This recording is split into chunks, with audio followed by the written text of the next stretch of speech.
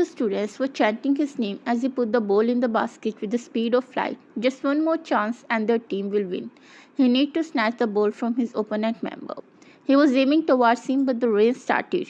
Seokjin was flustered when he felt himself soaked with water in his bedroom instead of coat. "I am giving you just 10 minutes and get ready." His mom went outside after giving him command.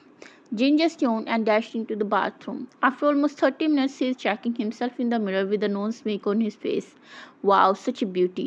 "Jin, come down fast." Jin was startled from the sudden voice, but then laughed and went downstairs to have some sweet words with his mom. "Yo, ma, I'm ready." Jin cheered, bouncing down from the stairs. Carefully, his mom warned him when she noticed him jumping on the stairs. Jin quickly came in front of her and wrapped his arms around her. "Mom, driver uncle will go now. Why me? You know how much cold is it outside?" Jin said, hugging his mom. "I know, but your dad said that on your off days you will go and do extra chores, not any maid." His mom said, clearly imitating his dad's voice. "Yeah, dad seriously has some serious issues with me." He got smacked on his head from his mom. "Yeah, you brat, is this how you talk about your appa?" "Sorry, Oma." After 20 minutes, Jin is ready to give some files to his appa's friend, but what will be his riding? A bike or a car?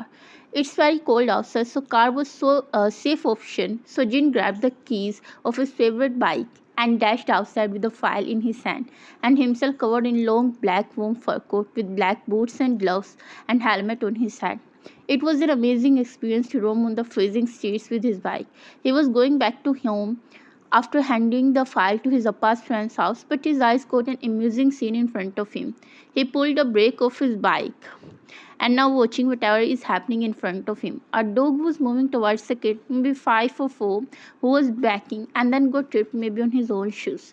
The sad child quickly picked his bunny plushie, which he dropped when he fell down. He grabbed the stick from nearby and was trying to shoo away the dog, but the dog was not backing away even after all the attempts of the younger one.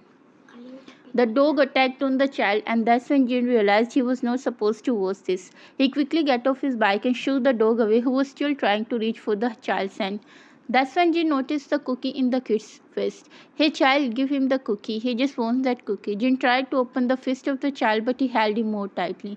"Hey, give him. He'll leave after this," Jin said, trying to open the fist of the younger, but younger slapped his hand away and shoved the cookie in his mouth. Jin gulped thickly after realizing the horrible condition of the kid in front of him. He harshly shooed the dog away and the dog ran from there. Jin tried to approach the kid, who is now eating the biscuit with his cheeks slightly puffed out.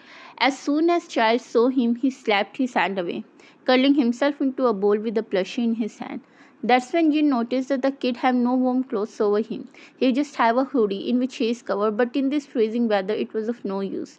The child was shivering due to the cold in the corner. Jin quickly pulled his warm coat and covered the whole body of the kid, who at first seemed to protest a little but then engulfed himself in the warmth of the long coat. Jin smiled a little and picked the kid on his lap. "Hey, little handsome man." Jin tried to start the conversation with the kid, who peeked his head from the long coat of Jin. Jin can say that the child was confused, but he hugged him to his chest, closely, frightening the kid a little bit. "Hey bunny, who are you? And what are you doing here?" Jin asked, smiling on a kid who peeks a little to look at Jin's face. To look at the kid's face so closely, Jin can easily describe the younger's facial feature. Big doe eyes, a fat yet cute nose, and his two front teeth were totally giving him a look of bunny. And a scare on his left cheek. It looks fresh. It is not healed properly. Jin's stomach churned about thinking the possible reasons of this scar on the younger's face.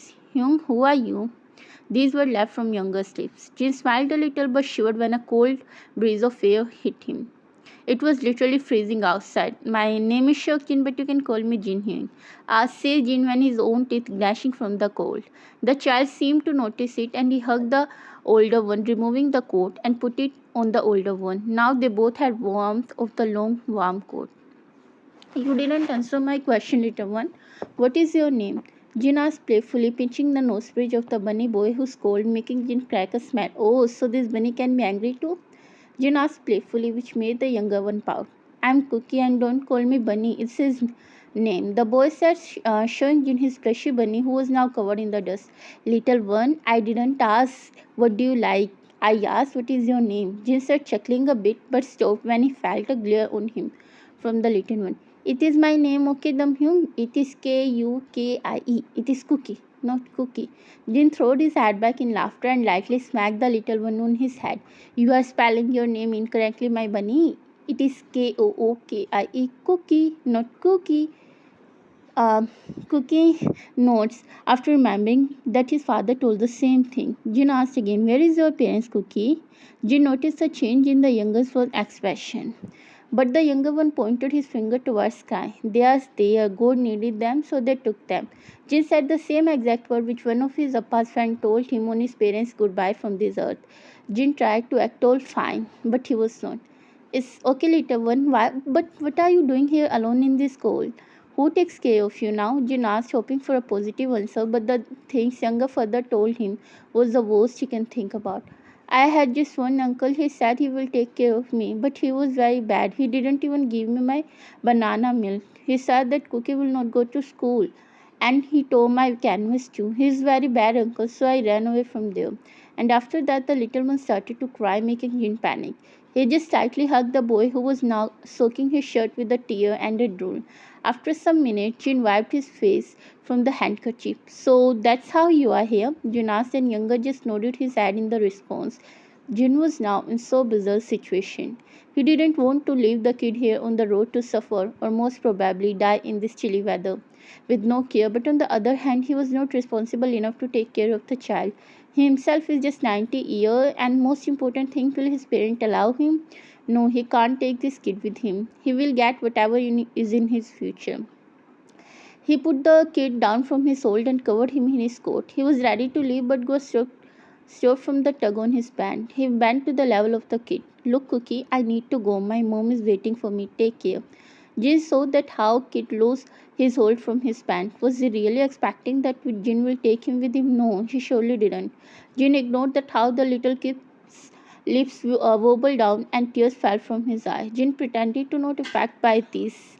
Um, he saw that how Cookie went in the corner, and he was not wearing the coat now which Jin gave him. Even though he was shivering from the cold. Was he angry with him? But why? Jin knew the reason but still didn't want to admit it. He just hopped on his bike and started with a roar of engine, startling a poor child in the corner.